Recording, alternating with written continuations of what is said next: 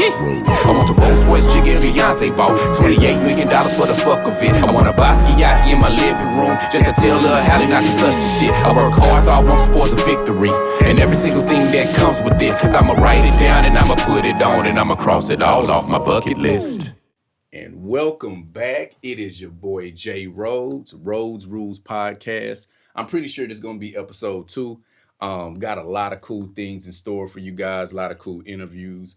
I shot a lot of things at once. So I don't know. Let me see. We got the DOC on the interview. We got my girl. You know, we got to give it up for. Yeah, man. Started off right. What I'm saying? And we got Lady Jade on the interview. Shout out to Lady Jade. Yeah, I'm get Jaborn on here doing some things at the Rhodes Rules Podcast. Instead of waiting for it to be perfect, you are seeing the journey of it. We're getting better. Like we got mic arms now. Facts. Mic arms. I got a guest host. He had me on his pod Most definitely. about a few weeks ago. So I was like, man, let me return the favor and bring the homie over here. He graciously came on a Sunday. Facts. Is it Sunday, bro? It's Saturday. It's Saturday, man. Hey, you working too hard.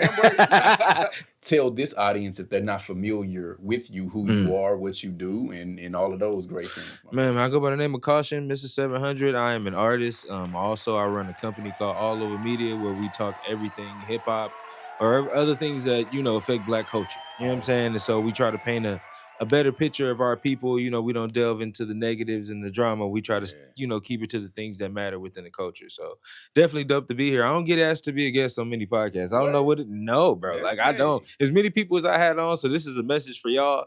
Like, I didn't have all y'all on my pod. Why don't y'all have me on? Why don't y'all have a homie on? See, I was like, this dope podcast showing love. Facts, we got hooked up by we share the same barber. Shout out to JB, man. Shout out to my guy. So man, I appreciate you having me on, and it's cool to have a veteran here. This is a totally different muscle memory. Yeah. Talking to a camera when the audience isn't there. They're not there yet. They're not there yet. Right. And some people have mastered that. Like I do good when I'm talking and interacting with people. So it's tougher for me just to be talking to the camera. And so I'm really happy to have you on. But right now, it even helps me because I actually have a human in here. Right. You usually used to bouncing stuff off of people to kind of, go from there. But it's definitely different between having somebody there and not. I see a lot of people, and shout out to everybody that does their videos and the content where they sit in front of the camera and talk and they have it all and it's interesting. Yeah. I ain't got there yet. A big rant after the music related thing that we talk about was going to be, I don't know, the Chipotle burrito size, bro. I'm gonna get to the real shit before I get to the side shit. But I think that's a decent issue. It is. The prices have gone up and up and up. And the quality and the size of the burritos has gone down and down and down. Overall quality from Chipotle has went from a 10 for me as far as those kind of restaurants. Like they kind of set the trend for me. So, you went from there, you got the Freebirds and the Qdobas and all the places that are similar. And even with places like Kava that took the same concept and just did the Indian style cuisine instead. I just feel like something with Chipotle recently where they have fell off each and every time. And my wife is a huge Chipotle fan. If I call her right now, she's going to be like, yeah, I want Chipotle for dinner. Never know. And I'm like, bro, I get disappointed every time I go here. And she over there elbows deep in it. So I don't know what they've done. Is it like the tear of certain? Especially if you order online. Yeah, and you go pick it up. Yeah. They do whatever. That's the thing about that line. You get to watch them. You know what I'm saying? Yeah. I saw a dude literally in Florida. We was in Fort Lauderdale. He was like, I'm going to show you the secret. He was a big ass nigga. So I'm going to show you the secret. And then me and my girl at the time, we was looking. He was like, okay, well, show us. He was like, no, it ain't enough. It ain't enough. I'm like, there ain't no secret. You're robbing them. And I'm like, bro, I need more. This is the prison methodology. So maybe that's what you got to do. Maybe just be intimidating. Go over there and stare at them real tough. The producer's purgatory, social media virality versus actual currency. So the core concept of it, we're just exploring the frustrating gap between online clout, real world financial success for producers and creators, and just talking about the need for new video platforms, things of that nature. So definitely, I never thought about that either. That's a very good point right there. I think what really had me thinking is because I've been blessed to amass and do a lot of things in my career. Right. But it's a daily fight and frustration with me trying to figure out my content strategy. Okay. Should I post beats? Right. Should I be more personable? Should I do this? I don't know what it is. Especially in your space, because you do so many things. Yeah, so like, how do you know what it's to tough. insert? Yeah, it's different for somebody who only raps or only produces or only does movies. But how do you know when is a good time to like, all right, let me drop a clip of the film for the ones who ain't seen it, or like you say, the songs and stuff you got that you want to put out. Like, how do I know which one of these to? That's a difficult. It's very tough, bro. And then with should I focus on a Professor Rhodes side, film my lecture? Should I do this? And I try to do it all, but at the same time, it's like, you wake up and I don't know which way to go. Yeah. So with people, they can be like, oh, he's successful, he's doing this and that, and I appreciate the support, but I really have to be vulnerable and say that I'm trying to find my real deal content strategy. I never wanted to go viral doing something that wasn't me or that I had to keep up, or people because you could get trapped in it. Yeah, so that's true. what I'm not doing, because I came from the era like right after budgets really got cut in the music industry, but people still were getting paid. Right. I remember like my advance on a game record was, $15,000. Those kind of things were still happening, and we split that advance between me, S, and another co-producer. But it's like that's the kind of money that was getting done. And my whole mantra: these beats ain't free. Like it's pretty much like my art is what I love, and it's for you to enjoy, but it's also for profit. Yeah, exactly. So for me, I remember posting beats. And it was one beat that I posted that pretty much went viral. It got like, 30,000 likes, hundreds of thousands of views. But then I saw the people that gravitated towards it. Gotcha. You hit something and you go viral and you're like, okay, that's it. So maybe I'll just post beats. But for me, when people are like, man, can I give you $50 to skate to that? You know what I'm saying? Like, and I'm already at that point an award-winning producer. So I'm like, I may not be attracting the people that I want to. Another thing we'll talk about currency. You have social media currency, which may turn to actual currency, but ultimately, you can have 40,000 people liking your beat and saying, "Ooh, that's dope," but not a one person buying to buy it. Yeah, and so that's my whole thing.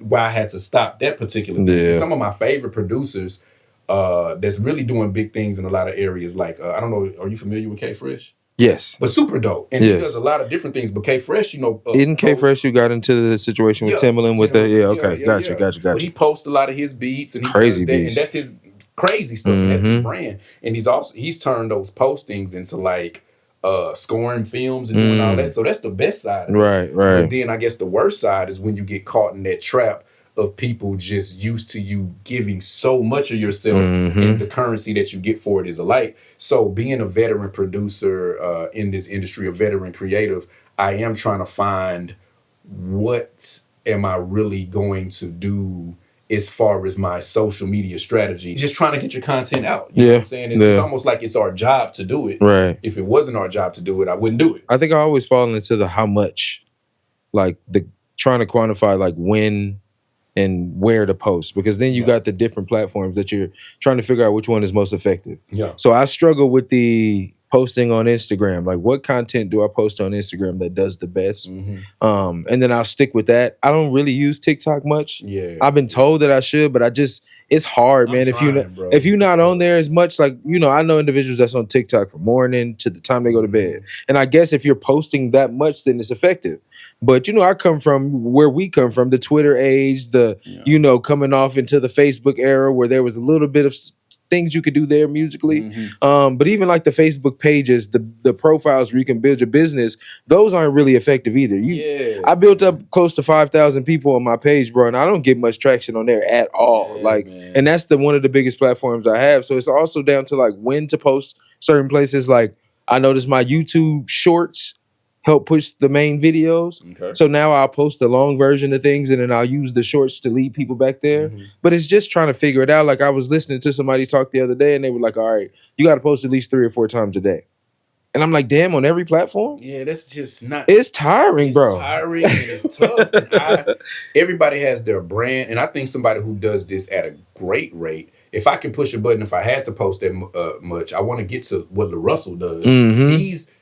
But that's just his personality. Facts. You can I want to take a little bit from LaRussell, but I mean, he gives you game, but that's not my personality. I want to take a little bit from that, but I love the way that he does that, but it's genuine. A lot of people do the same thing, and it doesn't come off. So I'm trying to have the best strategy with not, sorry for lack of better words, you can sell your soul to these algorithms. Oh, facts. And I don't want to do that, bro. I fell into that, and I'm not gonna lie, working on it as an artist, working on a project and like trying to source beats from different producers. I fell into that rabbit hole myself, just looking for them. Because you got the lease market, right? And so I'm cool with that if that's what a producer wants to do. It's a slippery slope. But I'm more so of like, okay, how much to exclusively own this beat? And then you fall into I got 10 beats for $20. I got, you know what I'm saying? And just be like, bro, I don't even know. Like it turned into the black market almost. And so, but then you got the individuals that just want to genuinely work. So sometimes I'll put a post up to say, working on a project, anybody interested in submitting beats? And I've gotten dope shit from there. So I just don't know. Maybe it's all dependent on the producer and where they are in their career, like what they're looking for specifically. But I think the virality portion of it, that part is true because you do bring in a different audience. But the shit that I've had that went viral, either motherfuckers was going hard on me because it was in a negative light. They didn't like what we was talking about. So I got a lot of people to watch and interact with it that way, but I didn't really gain much from it, for what I was truly going for. Yeah, so. What I found too, and then you find these algorithms that kind of box you in. I know certain things that do well when I'm natural. If I'm naturally on set and I'm posting behind the scenes stuff, if I'm doing film, that's people love that. Post. They love that kind of stuff. But you're not always filming a movie, right? I think we in our position, and I'm here looking at your setup, and I feel very similar to myself. We do too much on our own. I think we do too much on our own. I think, but I don't want to pay somebody to do something I feel like I can do myself. But the portions of it that you need, like, there's another person there doing it. And I think maybe when I get out of my own head with that shit and kind of actually understand it, but like somebody who can constantly capture the things that you can't, somebody who can post as much as you can't because you don't have the time, because it ain't even like you don't think it's important, but like you say, if you got a flight tomorrow, come on, bro, you finna shut down here, go take care of the fam, get yourself ready, get on this flight. You got a whole agenda for when you land. At what point do you say, I'm finna post 4 or 5 pieces of content? You see what I'm saying? Like, it's tough, bro. Because it's funny how they treat it. It's almost like a casino mentality. Like, we got people that actually follow us and want to see this content. But the algorithm says, okay, we'll reward you and make you feel like you did your thing by you having 17,000 plus followers. But yeah, we'll let 500 of them see this post. Or the same 500, So it's like, you feel like you're rewarded. I really got rewarded when I posted victories. Then it almost kind of started making you feel like the only time you're valued is when you're accomplishing. When I'm winning. Y'all don't care when I'm winning. A lot of the processes and a lot of the content that I wanted to build, it would go unnoticed. But anytime you do something, then it's almost like just the pats on the back are the only thing that people are and there's so many stipulations. Like even posting on Instagram. I posted a post earlier. It was a video of a podcast clip, but it was longer than 3 minutes. And so I knew it couldn't be a reel. Right. You can make it as a post, but even when you post it over 3 minutes, it tells you in the little pop-up, this video will not be shown to new audiences because of the length. It told me that. It literally gave me a pop-up that said, this is only going to be shown to who it's always shown to. And it's like, damn, like, well, I hate it. And sometimes you can break through that. But even with like TikTok, if I take a video directly from my computer that I've clipped and have a perfectly ready clip, bro, and I post that bitch and they'll tell me, can I post anything over 1080p as far as the resolution? Bro, you cannot. So what I have to do is I post them on Instagram, rip my own video off of Instagram, even though I got the original, and repost it because, it renders it down every time you post anyway. So it renders it down to their 1080 standard. Then I post it to TikTok. So it's like all the stipulations make you like, oh my God, okay. Just tired, bro. Yeah, bro. And I try to get that stuff out the way so that I can get to the work. Facts. So that I can get to the stuff that I really enjoy. Yeah. But I find because it is like the most valuable way to get your brand out, that a lot of the times you're doing the stuff that you don't want to do, which is that, and it takes away from the actual creativity. From the work, You think like limiting your accessibility would help that? Like you feel like it's oversaturation to a point, like especially with Facebook, like the personal and the you see what I'm saying? You feel like they see too much of it to where they filter it. Especially on Facebook, because it's more your friends, right? Yeah, friends, family, close associates, and especially on their personal page. So on that page, I like the vibe that it's friends and it's personal. Right. But the things that you post, if you do it over time, it's kind of like, oh, that's just Rhodes Right. doing dope shit Doing again. what's expected. But I am a very man of the people type of person, and I do like that I am accessible on some level. Right. You know what I mean? Because you have to engage as well. Yeah. You can't just be like a recluse, drop shit and disappear and not engage. Nah, I think being too accessible in some ways it's hurt my brand too. It's like it's helped in ways, but then it's hurt in ways. So I am trying to find that balance. I think a lot of the things that I see that I'm intrigued by are the things that like happen sporadically. So people that I watch for content are the ones who don't post a lot, but when they do, I know what it is. Like it got to be something coming behind this or something they really want me to pay attention to. So it's like, how do you balance in between that is my main thing. But what I would love, man, you know, like people like Dave Chappelle, man, he don't be on there like that. But all of a sudden, when he wants to make a powerful statement, he'll use the internet. He'll do a special or something, and everybody comes running. Or even, you know, Dot, like he's of course he's out there now on his. I mean, was on his tour and doing some other stuff, but he's not heavy on social media. He don't have to post like that. And of course, we're talking about the best in their respective fields. Right. But ultimately, I want to be some kind of derivative of that to where my work is my work, and I can just use social media to get my messaging out and deal. But I think now it seems like the work that we're doing is so we can get there almost, you know? Because I want to get to a point to where I don't have to be on that shit like that. But now I feel like I just really need to use it to get messaging out, and so we have to go through some of those things. Yeah, unfortunately, you know, that's kind of played. The mediums that are there for us to use, you got to play the game the way that they have the game being played, or you kind of find yourself left on the outside. Just looking to see why, like this nigga over here that's flipping quarters and vacuuming out cars is getting millions of views, but I can't get something on some shit where I'm really pouring my heart and soul. It fucks you up, bro. Like, I ain't trying to be funny, and it's what's funny is that a lot of the L's, because you know how you post something and a lot of people engage with it. It's cool. You like, hey, because everything you post, you feel like everybody should engage with it. Man, I ain't posted if I ain't think it was dope. Yeah, you know what I'm saying? Like, you know what it took for me to let this shit You know what I'm fly? saying? And sometimes, especially, you know, we were talking about the quality that we wanted to be. We wanted to be a certain thing. And Kev on stage said this: when people go to a movie theater, they want popcorn.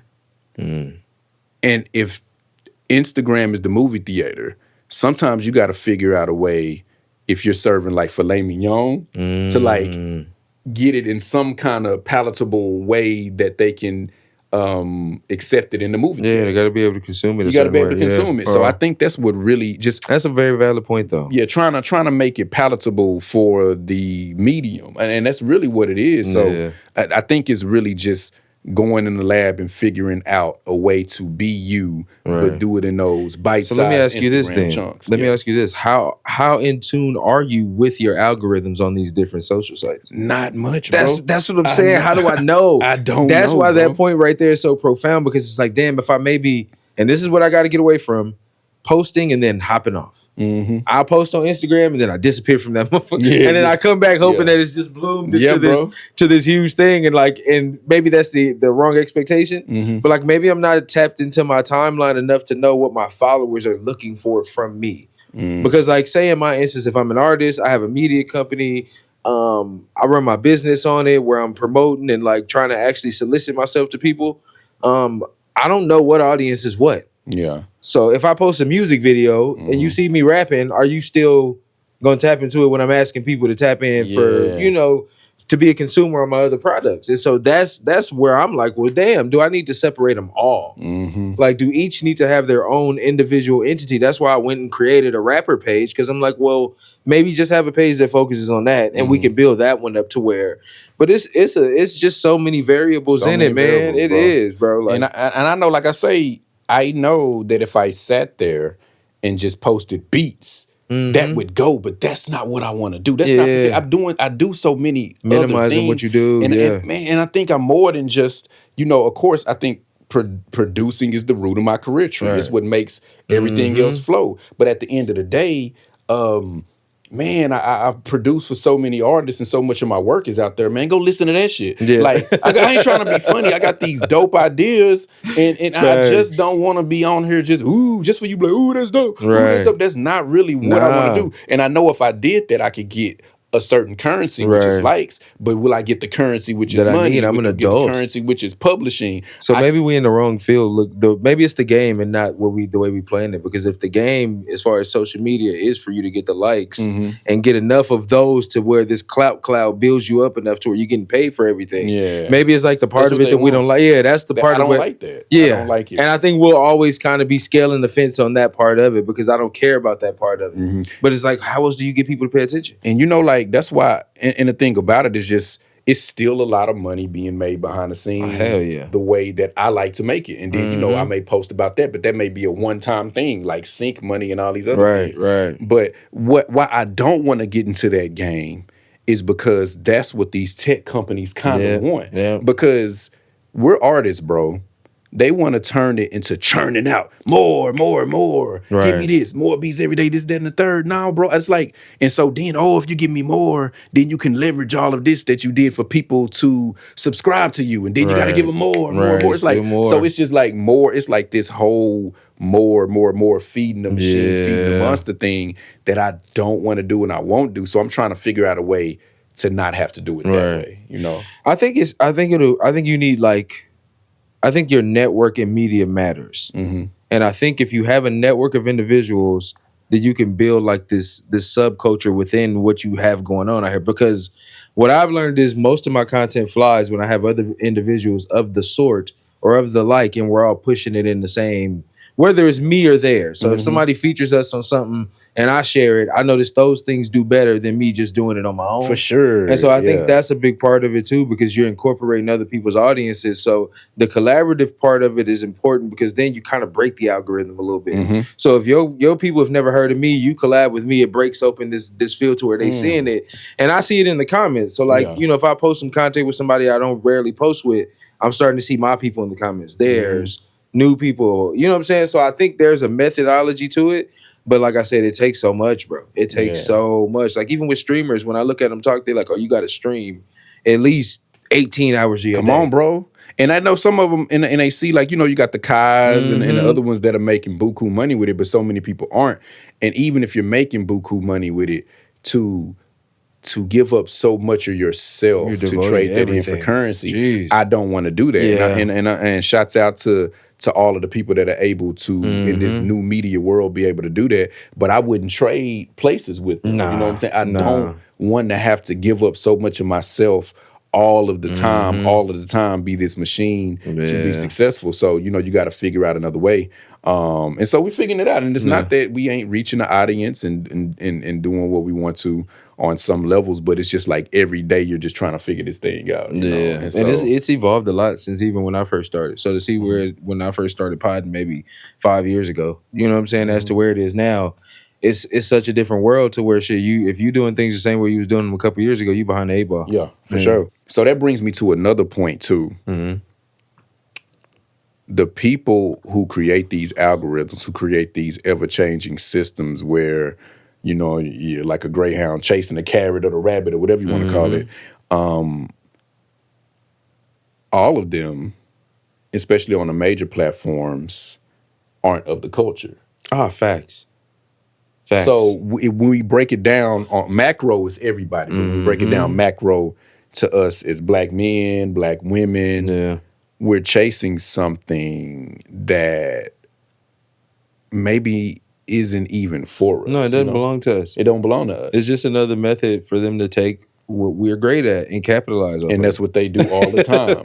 Whether if it's like the Jet 2 holiday thing. And Isaac Hayes III, he speaks on this often. And so he's the reason I brought this up, because he's really speaking about, first of all, he has a social media platform called Fanbase.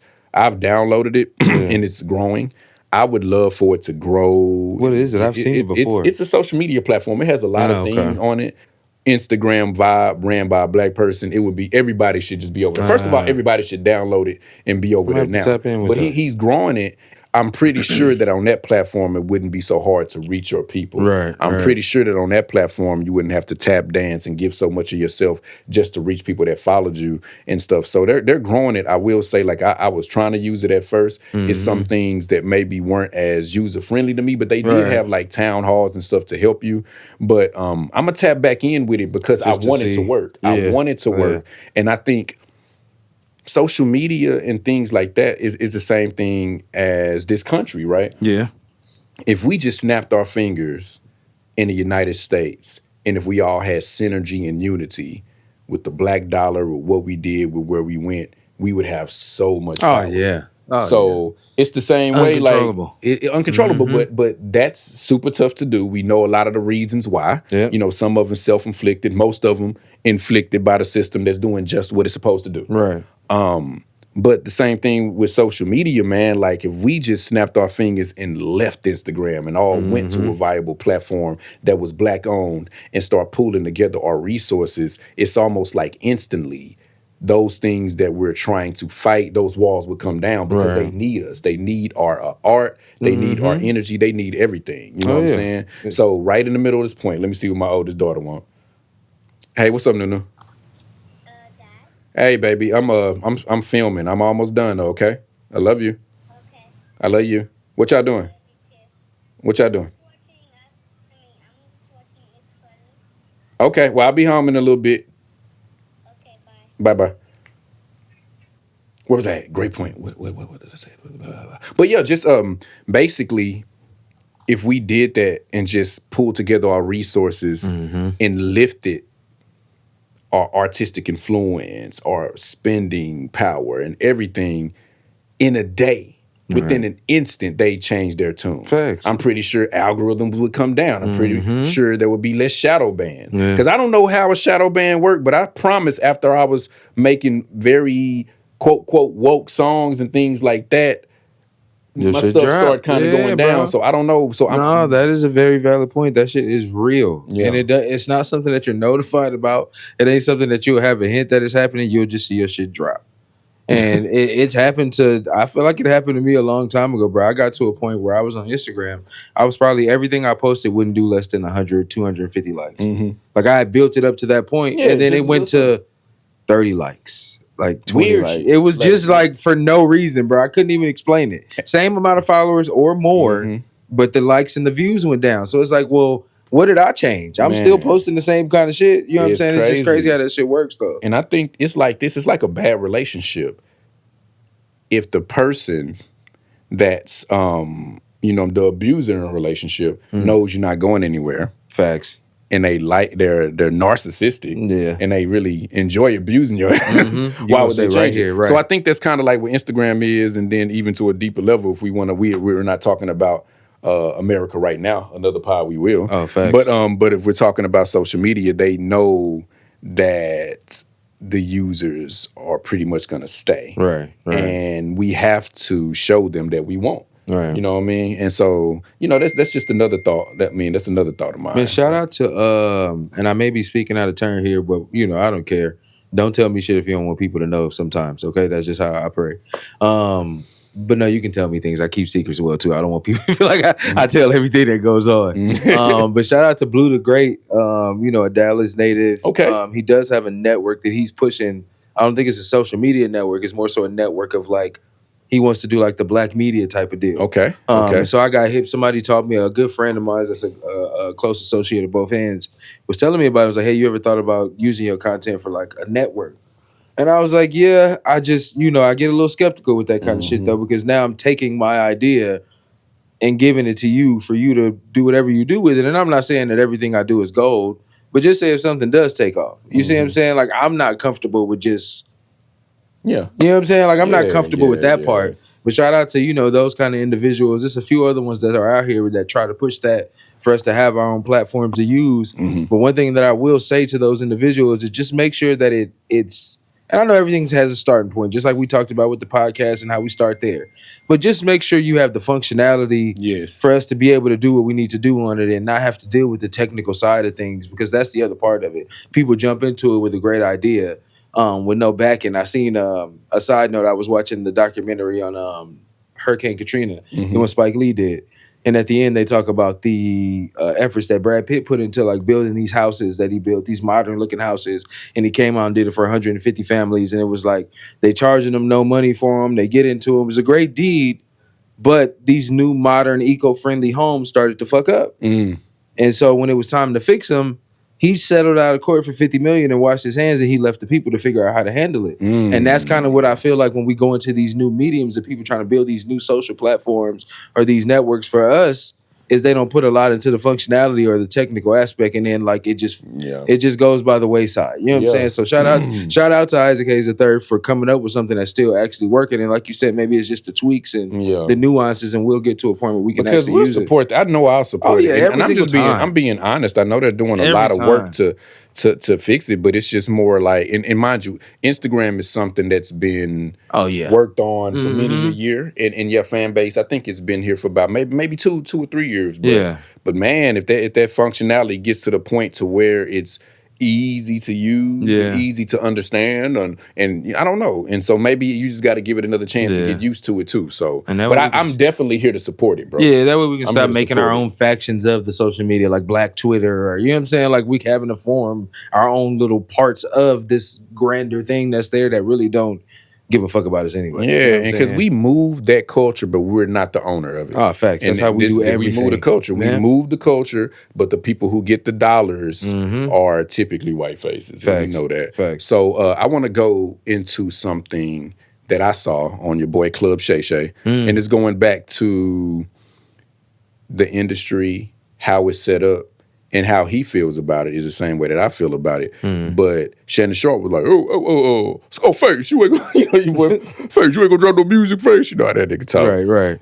But quiet as kept Shannon Sharp a fool, but some of his interviews, that interview and that thing with Scarface was real cool. I don't know if you've seen it, but it's real dope. He was playing the music, yeah, that shit real cool. But he said he was just like, and that's the same way I feel. Scarface was like, man, I don't release music, and it's tough because he comes from an era where, man, $10 a wop. I remember being in middle school going to buy Scarface's CD. We went physically to buy it. Right. You sell 100,000 CDs, you'd have made $1 million. You sell 1 million, you'd have made 10 million. And so that's where we come from. And it's a shame that we have let these technology companies own us and dictate what our music is worth, and they're not even creators. It's really sad. David Banner again went on a rant about it. Like, we gave these fucking geeks, and I mean, you know, I ain't even knocking. I'm a professor talking about a geek, but still, I'm talking about people that aren't of the culture. Exactly. I'm talking about dweeb ass, like goofy, whack people that make billions and billions upon billions. Whether it's AI companies, whether it's streaming companies, man, we let them devalue our art so much. So I get what Scarface is saying, man. Like, it's tough to be releasing this music and then 1 million streams is $4,000. That's crazy. They really devalued it like that. So the only people who are really making super buku money on streams really, to me, are the people that are doing the billions, like the Taylor Swifts, the Beyoncés, etc. The top of the top. Yeah, and that's a machine at that point. So the machine can churn that out. But man, and then so that's how I feel about it. That's the same way I feel about it production wise. Like, man, I still, you know, get a lot of sync money, and I still in the era where people are giving beats away for free or selling them for $200, you know, which is okay, fine if that's your model, but these beats still go for a nice price. So it's tough for me to you know, devalue it and sell it for cheap or try to just oversaturate it. And so I feel what Scarface says. Of course, he's you know, a generation ahead of me, you know, but still in my generation, I totally understand that I was of the generation that remembered and still remembers the value in your art, the value in your brand. And so when you're fighting against all of these new age things, it's pretty tough, but yeah. I think the interesting part of even like the Drake situation with him suing Universal, I think the interesting portion of it is their business practices and their business model as far as pushing and promoting and like manipulating to get the streams and the looks that they do. That part of it I do agree with. I do agree that if you're gonna do it like make yourself visible with it and stop acting like it's not happening. Yeah. And that's the reason why he can speak to maybe what they did for Kendrick, because he knows that they were doing it for him. Mm-hmm. And so that's what you go back to what you said about the ones at the top, the machine pushing this for it to get that way. That's fine and well, but even in somebody like his situation, if they weren't doing it, then it goes back to how it used to be in the past, where you had to be the grassroots type of, movement to where you pushing and promoting yourself. But I do think there's a portion of the industry that controls that. And also, those are the same people in tech. Those are the same people in, the crypto worlds and all the worlds that push everything that's going around us. And so we get all these new initiatives and we so excited about AI technology, and all that's doing is pushing us further and further away. It is. Like, that's all that it's doing. And so that's the part that scares me, to where I'm like, well, maybe there is something to, this machine pumping shit into these streams, bro, because you don't know what's overinflated and what's real no more. Like, I can see an artist that has 200,000 monthly listeners. I ain't never heard of you. I ain't never heard nobody even listening to you. Where are you even getting this from? And so that part of it has diminished so much within our culture as far as how we consume and how we even look at music as a whole, because you can have somebody like, I saw Black Thought and Juicy J got a project they working on. Like, bro, you know how big of a deal that is? And it's like, we don't even see it or feel it because they're going to release it on stream. There may be a single and we'll never hear nothing else about it. You see what I'm saying? That brings me to a point of La Russell. Love that guy. I remember, and let me not do the Fat Joe.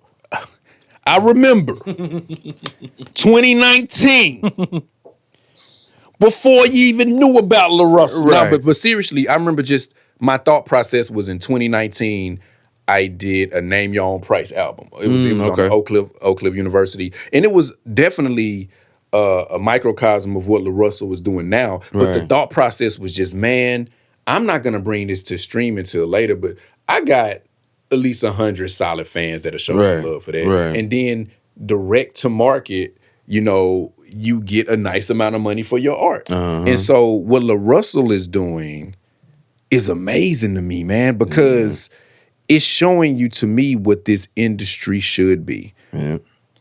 He's done a lot of great things, but just recently, he did like a special party. He has these dang concerts at his crib. Backyard. His mama crib. Such a community organized person that these backyard parties, everybody look. That's crazy. First of all, you're touching the community. Facts. You're tapping in with the community. So you're doing that. He was just like, you know what? I want to do a show with the people who really support me. The people who really support me and love what I give to them. They're going to get equity in music. They're going to be able to get in all of my shows for free from now on. But I want to give them some equity. 150 people in the course of 24 hours paid $1,000 to this man to go to his concert. Wow. Now, mind you, he has way more supporters than 150, but he was like, let me key in on the 150 people that love me so much, love my art, love my movement so much that they're willing to pay a stack. Boom. Everybody paid a stack. He generated $150,000. Crazy. And he can do what he loves. And he has these. So it brings me to this point. 1 million streams. $4,000. These people making you work, putting the value on your art for them while they make billions. When La Russell is taking it offline, like, nah, this is my value. 150 people. $150,000.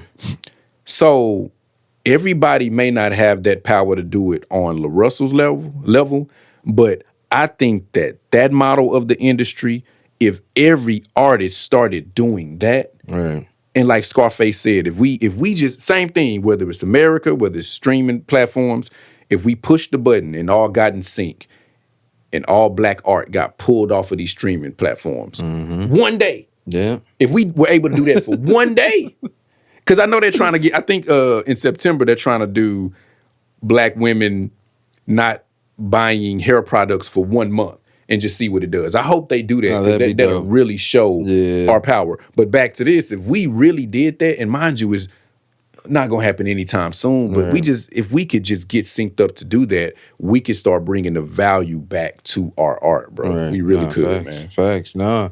Yeah, I think it goes back to the Nipsey Hussle thing when he was doing the Crenshaw album. He was offering them for $100, and he was like, "If I sell 1,000 of these, that's $100,000." You know what I'm saying? And like that's when you start seeing that kind of thing, and it's like this is a tangible thing that these people can get. Not only do you get the project, you got a T-shirt, a Crenshaw shirt, you got a ticket to the show. So I'm giving you this whole package deal with it, and so you get to enjoy the experience. But I think there is something that direct to consumer thing is important if you can master it, bro. Like cut out the middleman. Cut them out completely. What do we need them for? Except for unless you're Beyonce or Taylor Swift and you need the demand for you is all across the world. If you just in your own little pocket, bro, build off of that. And he's showing you this is in my backyard. Like I'm not going to the nearest convention center. I'm not going to the. I'm in my backyard, bro. Like this is what we doing. Phenomenal energy. Phenomenal movement. And I just, the mindset has always been my mindset, and where he's taking it is wonderful. So he's championing that, and he's the person to watch for me. Oh man. Yeah. He's definitely one on my radar. It's a great synergy. It's a movement, and he values his art. I think everybody can learn. Yeah, he values himself and he values his art. So shout out to LaRussell. Yeah, shout out to LaRussell, man. He's real, definitely man. Inspiration. For real. I wanted to get this point out there as a producer. When people feel that you're successful, you know, of course, there can be smoke and mirrors in producer success. Like, you know, we got Grammy plaque on the wall, we got plaques on the wall. This is cool and it's great. And mind you, this is success, right? And I'm thankful for it. But there's a lot of stories in these plaques. But even outside of that, I don't think what people understand is that I had to pay for all of these things on the wall. Right. You know what I mean? Right. So worked and paid for them. Yeah, you worked and literally paid for them. Like, you know what I'm saying? So, because that's how it works. But I guess I say that to say, like, you know, you can see some of these producers, and God bless them, because salute for the ones that have walls full of plaques. Right. But sometimes I look at those walls full of plaques, and I'm like, man, that's a lot of money you spend on that. And sometimes people don't even know, on occasions, some of those plaques you got, you pay for that plaque. And if the business wasn't done right, you're not even getting paid for that song. So it's like, so I guess saying all that, and those are the, you know, the horror stories, because oftentimes, you know, people do have their business right too. I'm not saying that it's all bad, but for me, the trifecta for producer placement for me, I don't chase placements anymore, because to me, it has to have these three things. You have to get paid. No duh. I mean, but we let's not stop. Start there. Advance payment. And not in every situation, because sometimes it could be a barter, but just make sure it's a real barter that it's even. It's even barter. It's a barter that makes sense. Typically, the only barter is the guap, right? Yeah. So being respected to say, hey, here's a nice advance because I love your art. That feels good. Yeah. You know what I mean? And that's a respectful situation. I think now producers are so strong in the industry, but we're not united. Right. And it's not a united front, and we're so disrespected, bro. So that feels good to let somebody know that, hey, I respect you, I respect your art. Secondly, it's a relationship. Oh, yeah. You would be surprised, even if I get paid from some of these producers, that to me, a lack of a relationship with some of these artists is kind of crazy. Yeah. Because I know it's a lot of different producers, and maybe they can't know them all, but it's just when producers and artists used to have that relationship, it used to be better. Yeah. So it's almost like, because all of the, I remember all of my beats like they my children, right? I really do. So it's like they can take your art, they can, you know what I'm saying, pretty much adopt your child, but then don't want anything to do with you. Yeah. Which is kind of wild to me, because if I can make that one, I can make another one. But the market is so saturated that sometimes they just think, okay, I ain't tripping. No, I think a relationship with an artist that you're working with is big, bro, because at that point, I think it's not one-offs. You can actually build something like, hey, if you like this, it's crazy that artists can really love your track and love what you did, but then not even care to know who the fuck made it. Yeah, no, that's wild to me. That really happens, weird. bro. And it's crazy because I've made a lot of albums, but if sometimes with some of these artists, if you're not like Tim or something like that, it's crazy that it's so much talent and they love that track, but they didn't care to really know or invest in. Man, who made this? Let me get more. Could have expounded on this even more to build from it. Like, if you like this, now I know we've developed a working relationship. We can build on this, but we stopping here because this is all you need. You don't feel like you need anything else. Like, that's crazy, bro. And I don't really like that. So if it's to me, if it feels like that, a lot of times I won't even rock with it. Yeah. So that's just me now in this level of my career. I can do that. Yeah. And then it's money after the fact. It's your publishing and all of those things, which is like the 401k for artists and music producers. Right. So if it doesn't have that trifecta, then it's not a good placement to me. Yeah. And sometimes it can have 2 out of 3 on whatever level and it can be decent. But the producer trifecta to me is upfront money, relationship, publishing, etc. Right. And so that's what I want to tell any upcoming producer. For me, that's what really makes you feel like a human. It humanizes the work. And any other way, if you're missing one of the 3, you kind of just feel like you're a workhorse. Yeah, that's not what I want. How are each of those factors weighted the same? Do they all have the same level? They pretty much have the same weight to me. So of course, none out trump the other. Like, I think the only one, the main one, number 2, relationship, you can live without it. Right. Depending on the artist, especially certain things you don't want a relationship. Yeah, you know, relationship. That's what I'm saying. Depending on the, and then when I say relationship, it doesn't even have to be a friend. We ain't got to go to a bar, work, nigga. Yeah, like but work. Yeah, working relationship. But I think because the honest truth is that most of mine have been 1 and 3. Most of the time, I would say about 85% of mine, I'm gonna get paid. I'm gonna get paid front end. Facts. I'm gonna get paid. You know what I'm saying? On the back end, I'm cool, but maybe we don't fool with each other anymore. Right. You know, but I would prefer us to keep building, but that's that. Right. So I think 1 and 3, 2 is the one that typically, you know, doesn't go with that, you know. You got a little more flexibility. Got a little bit more flexibility. Yeah. I would like for that to, you know, happen too. But 1 and 3, I think 1 and 3 are weighted so heavily. Gotcha. And 2, it's probably like a, let me see, what would I say?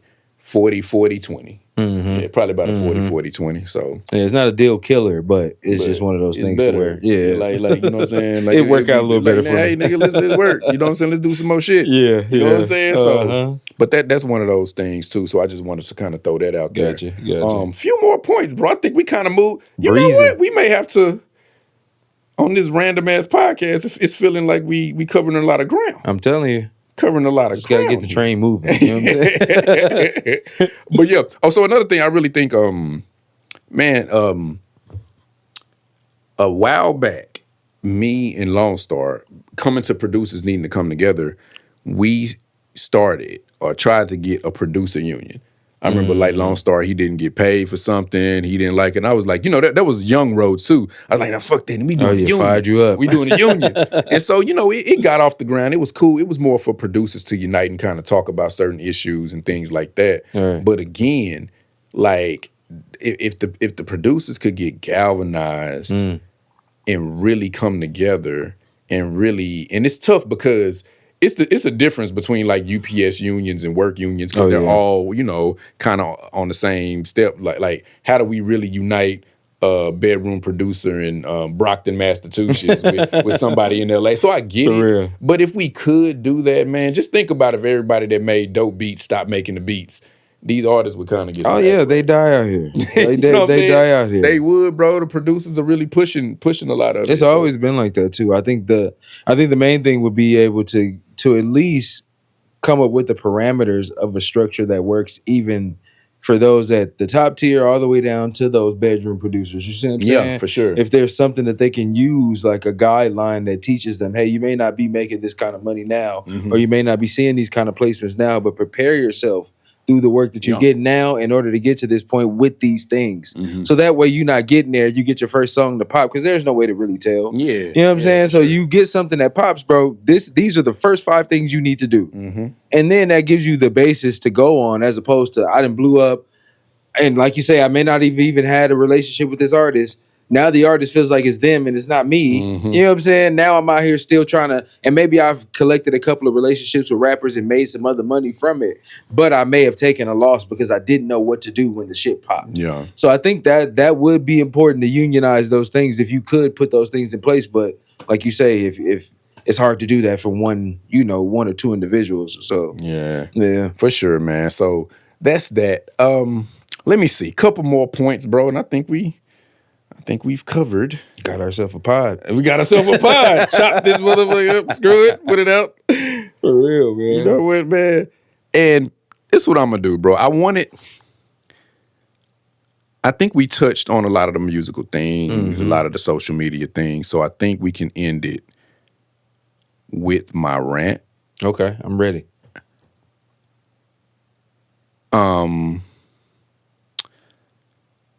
Talking about Cowboy fans. And I am a forever Cowboy fan. Don't get it twisted. What I really want to tell you guys, what I really want to beg you guys to do is release yourself from the emotional hold that these Cowboys have on us. What football team are you a fan of? I'm a New York Giants fan. You're a Giant, but still. Okay, so y'all definitely won Super Bowls more recently than us, so I give y'all that. But seriously, man. The pain that y'all feel, like those 2 years of glory that we had are surrounded by clouds of just pain and despair. So go ahead. But I think the biggest thing, man, it's the same thing that we're talking about. I think it's a recurring theme of somebody treating you the same way because they know you're not going anywhere. Facts.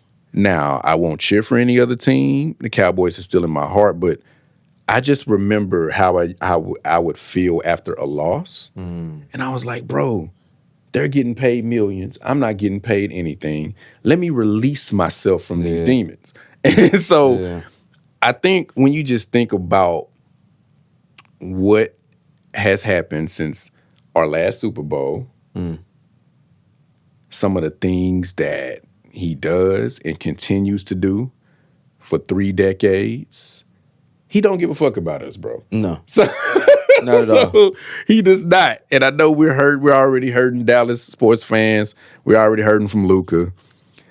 But just these shenanigans. Yeah. He holds you against your will. Yeah, he's holding you against your will. Release yourself. That don't mean that you got to cheer for another team. But release yourself. Because that's another thing. Same thing we talk about the music industry. If we're tired of the product and the things that he's doing collectively as GM, as owner or whatever, if we stopped going, if we stopped supporting, he'd have to follow suit and do something better. But he continues to be the owner of the most expensive sports franchise in the world. So he's going to continue doing that bullshit. So I could go on and on and on. That may even be another, we could talk about it on another pod because we're going to wrap this up shortly. But what I ask my Cowboy fans to do, I'm with you. I understand your hurt. I understand your pain. But my life has been a lot less stressful once I said, I'm just going to release my feelings from this, So that's another rant. It's not as strong, as I thought it was going to be. And the reason is not because I've released my feelings from shit. Yeah. You know what I'm saying? This is a byproduct of what I'm talking about. It's a byproduct of what the fuck I'm talking about. So, man, y'all should do the same. So that's just my thought, man, on that. But, yeah, man, I appreciate you pulling up on this Saturday. Oh, facts, bro. You know what I mean? And doing this pod with me, man. It's so cool to be growing it. We had a few technical difficulties. What I found is every pod I've shot, we've had some because there's nobody behind the camera right now, really. It's just, us figuring it out. Right here. Out of the mud. Everything you see, you get. You know what I'm saying? You know what I'm saying? Out of the mud. But I appreciate you going on this journey with me. I'd like to have you back, bro. Anytime, it's a great bro. flow. Listen, this is what I do. I try to tell people this is what I do specifically. I do a lot of other shit, but like podcasting is the one thing that I kind of honed in on and wanted to figure out. You know what I'm saying? And so it was a lot of times where I would be, my first studio was in a janitor's closet of a barbershop. And it was a little bit smaller than this, actually. And, I just sat in there every day, bro. And, you know, sometimes getting the same things you were going through before we started is the same shit I would go through every time. And it's because, like we said, you're doing it yourself. And so me being here is like, I see it and I know once you get your flow going, this shit is going to be what you want it to be. So, you know, anytime you need me here, whatever you need, if you need me here to help you film this shit or do all the other shit, bro, like just let me know. I'm all for it. But this was dope, though. Definitely. I appreciate you, man. Coming to the stew. My boy Caution. Yes, sir. Yes, sir. I'm going to push a button. We're going to have applause and all that shit. Oh, yeah. You got the shit right there. Where yes, like, it was certain shit you were saying. I wanted to hit the bomb and the horns. And shit see, that's the next purchase. We need the beep, beep, beep, beep, beep. Yeah, bro. Yeah, it's important. Oh, that's what we go get. It's important. Get that, man. It's important. But yeah, man. So thank you for tuning in. I'm Jay Rhodes. This is my boy Caution. And these are the Rhodes Rules. See you on the next one. Peace out. My brother. Yes, sir. Appreciate you, dog. I know you got to pick up the twins. Oh, no, man. We good. They got me on, I was going to go get them this morning. Because, you know, they teenagers now. So, like, I'm at that age where I can't just show up and get them. I want the Rhodes Boys chicken Beyonce bought $28 million for the fuck of it. I want a Basquiat in my living room just to tell her Hallie not to touch the shit. I work hard, so I want sports a victory and every single thing that comes with it. Cause I'ma write it down and I'ma put it on and I'ma cross it all off my bucket list.